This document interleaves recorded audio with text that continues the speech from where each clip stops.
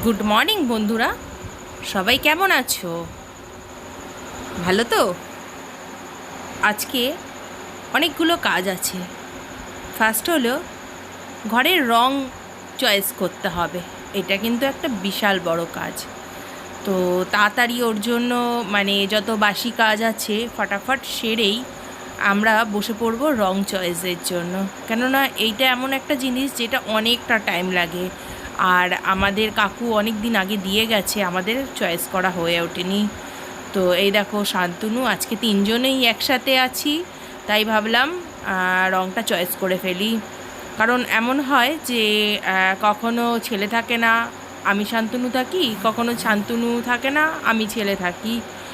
তো এই করে আমাদের রংটা চয়েস কর, কেন রংটা সবারই আমার মতে যে পছন্দ করে একটা ঘরে রং করাটা ভালো, ঠিক আছে? তো তার জন্য এই তিনজন এক জায়গা না হওয়া সত্ত্বে আমাদের বহুদিন ধরে রংটা ফেলেই রাখা হয়েছে। এই যে কাকু দেখো একটা কত বড় ক্যাটালগ দিয়ে গেছে, কিন্তু আমরা রং চয়েস করি। আর আমি এত বড় ক্যাটালগ দিয়ে দেখে আমার অ্যাকচুয়ালি মাথা ঘুরছিল যে কী রং চয়েস করব, বুঝেই পাচ্ছিলাম না। তো যাই হোক, কয়েকটা আমরা আমাদের ইচ্ছা মতন যেগুলো ভালো লাগছিল সেরকম দেখে কয়েকটা রং চয়েস করে রেখেছি। তো সেগুলো আবার একটু নাম্বারিং করে রেখেছি, কেন কাকু বলেছিল তো নাম্বারিং করে রাখতে। তো তার যাই হোক, এবারে সেইটা একটা খাতার মধ্যে আমি লিখছি, কাগজ দিয়েছে ছেলে, সেটার মধ্যে আমি লিখছি। মোটামুটি একটা হয়ে গেছে। ছেলের ঘরের রং চয়েস করেছে, আর আমরাও ডাইনিং প্লেস, বাথরুম, রান্নাঘর সবারই রং চয়েস। দেখো কতগুলো রং নাম্বার লিখেছি, আমরা কনফিউজ অ্যাকচুয়ালি যে কোথায় কি দেব, ভেবে পাচ্ছি না। যেরকম দেখো এরকম একটা দুটো এরকম, এইটা যেরকম ছেলের ঘরের জন্য পছন্দ করেছে, এই কালারটাও ছেলের ঘরের জন্যই প্রায় 4টে কালার আমরা পছন্দ করে রেখেছি, লাইট ডার্ক এরকম দেখে দেখে। বাট ওই পিঙ্কের ওপরেই পছন্দ করেছিলাম। আর একটা দেয়াল হবে ডিপ রেড কালার।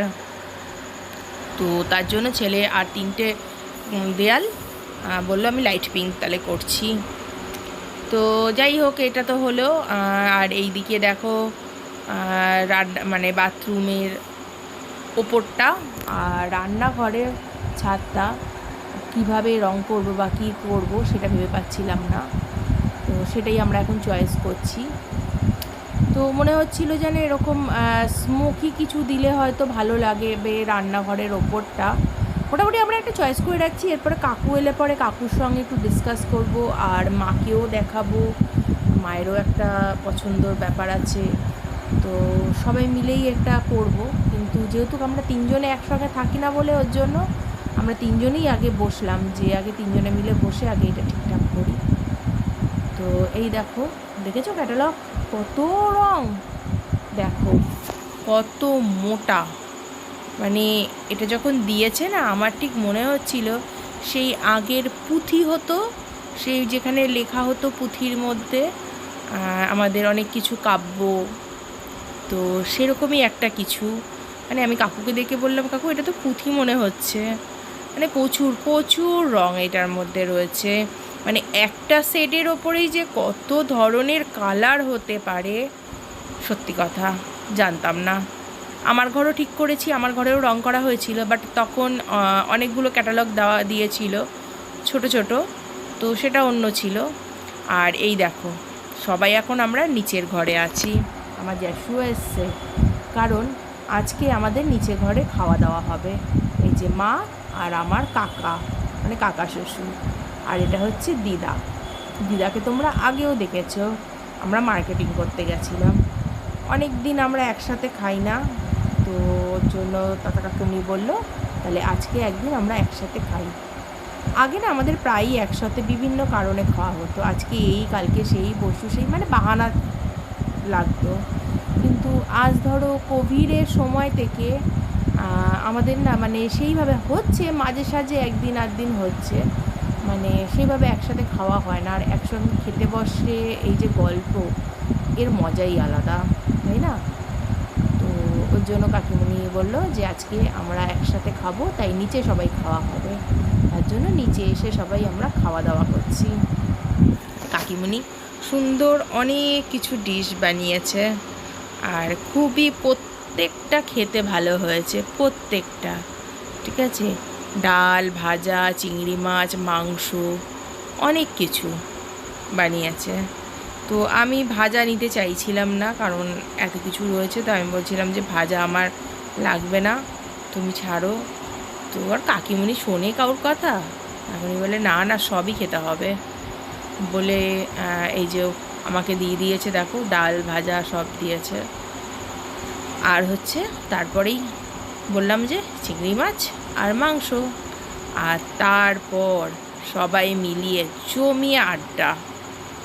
ঠিক আছে, খেয়ে দিয়ে উঠে বেশ জমিয়ে আড্ডা। এই আড্ডাটার জন্যই আমাদের মানে মিস হচ্ছিল।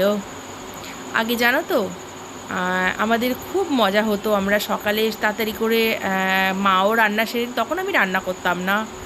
ঠিক আছে, মাও রান্না সেরে নিত আর কাকিমুনিও রান্না সেরে নিত, দিয়ে আমরা একসাথে মানে 3 বউ মিলে লুডো খেলা, গল্প করা, কোথাও মার্কেটে বেরিয়ে যাওয়া।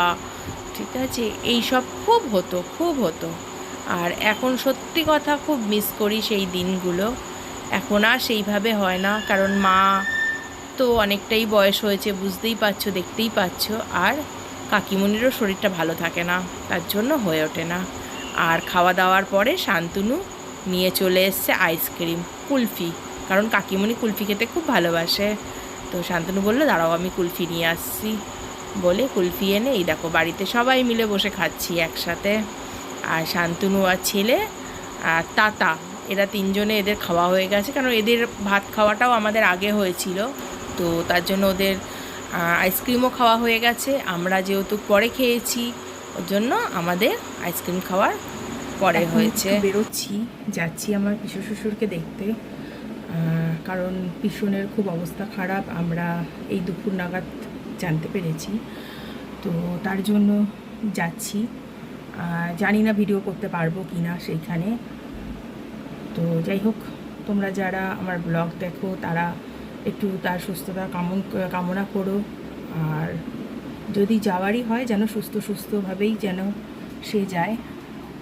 যাই হোক, কিছু কিছু ভালো মানুষ থাকে, তাদেরকে হারানোর একটা মনের মধ্যে বিচ্ছিরিভাবে ভয় থাকে।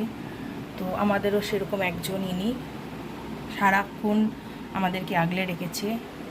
বয়স হয়েছে, নিঃসন্দেহে বয়স হয়েছে, কিন্তু ওই যে বললাম কিছু ভালো মানুষ থাকে, তাদেরকে হারিয়ে যাওয়ার ভয় আমাদের মাথায় সবসময় একটা দুশ্চিন্তা দিয়ে যায়, খুব মনটা খারাপ হয়। আর সেরকমই একটা আমাদের দিন। আমি কদিন আগে আমার বাবাকে হারিয়েছি, তার আগে আমার শ্বশুর মারা গেছে, এখন পিসনের এই অবস্থা। দেখি, জানি না কি হবে, তবে অবস্থা তার খুবই খারাপ। তাই এখন সবাই মিলে মোটামুটি যে কজন পাচ্ছি গিয়ে দেখতে যাচ্ছি। তা যাই, দেখি কি অবস্থা, যদি পারি তোমাদেরকে দেখাবো নিশ্চয়ই। দেখো শান্তনু এবার গাড়ি বার করছে, কারণ মা আর কাকিমুনি যাবে বললো আমাদের সাথে। নালে আমরা ভেবেছিলাম দুজনে বাইকে বেরিয়ে যাব, বাইকে বোঝোই তো, বাইকে বেরোলে তাড়াতাড়ি হয়ে যায়। তো যাই হোক, ওরা যাবে তাই বাইকটা নেওয়া হয়নি। শান্তনু বলে তাহলে গাড়িই বার করিয়ে, তো গাড়ি নিয়েই যাচ্ছি। তবে পিসিমণির বাড়ি আমাদের বাড়ির থেকে বেশি দূরত্ব নয়, আমাদের বাড়ির থেকে আধ ঘন্টার দূরত্বে, কারণ ওদের বাড়ি শ্যামনগর। তো শ্যামনগরের একটু যেতে হয়, মানে ভেতর দিকে রয়েছে। তো যাই, সেইখানেই মানে যাচ্ছি এখন সবাই মিলে, কারণ মাদেরও খুব মন খারাপ। মা যেরকম আমার শাশুড়ি মাকে আমার এই পিসনই দেখে এনেছিল, আর সারা জীবন তার জন্য খুবই করেছে। আর কাকিমুনিকে তো খুবই মানে মেয়ের মতন করে ভালোবাসতো। যাই হোক, এখানে দেখো শ্যামনগরে এখানে হাট বসেছে। যাই হোক, এই হাটের কারণে শান্তনু গিয়ে আমার ননদের বাড়িতে পার্কিং করেছে, কারণ ননদের বাড়ির কাছেই রয়েছে। আর এখানটা একদম অন্ধকার, রাস্তাটার গলিতে দেখো লাইট নেই। আর এই হলো আমার পিসুমণির বাড়ি, আমরা চলে এসেছি, এবারে আমরা ভেতরে যাব। তো আমি ব্লগটা এখানেই শেষ করব। তোমাদের যদি ভালো লাগে ব্লগটা নিশ্চয়ই তোমরা একটা লাইক করো, শেয়ার করো, কমেন্ট করো, আর একটা সাবস্ক্রাইব করে দিও। আজকের জন্য